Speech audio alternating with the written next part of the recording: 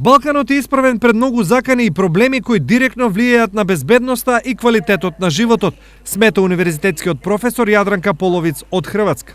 Тероризам, блискоисточна криза и амерички проект. Кризата на Блискиот исток, ударот на миграцијата и секако морам да потенцирам овде и финансиската криза, односно мерките на штедење на кои сме изложени ние, за разлика од членките од ЕУ, секако директно влијаат врз структурата на општеството. Се одражава на саму структуру друштава.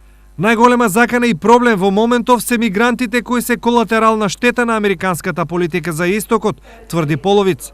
Ja mislim da je u najvećoj mogućoj mjeri, znači da je u ovom trenutku, znači to je dijelo Sjedinjenih. Мислам дека ова е дело на Америка која е започнато уште во 90-тите години, односно со крајот на студената војна. Тогаш започна преуредувањето на Блискиот исток.